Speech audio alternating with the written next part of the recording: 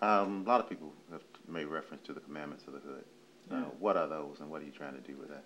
You know, for years I called them commandments of the hood, but I didn't want. But I changed it to call them the commandments of violence, because violence doesn't just happen in the hood. I mean, it happens worldwide.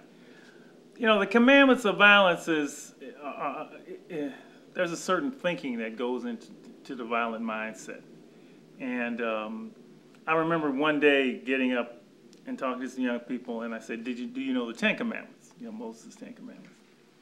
And, you know, they named off, thou shalt not kill, thou shalt not steal, honor thy father and thy mother. Nobody knew more than 4.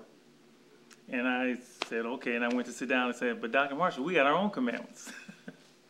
I said, you got your own commandments? He said, yeah, we got our own code that we live by.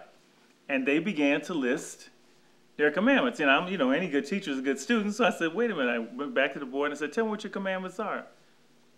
And they began to list them. And I remember the first one, because the first one was the one that I said, wow, it was thou shalt not snitch.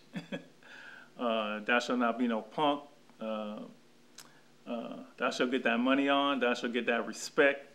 Thou shalt be down for thy homie, right or wrong. Thou shalt be down for thy hood, thy set of thy crew.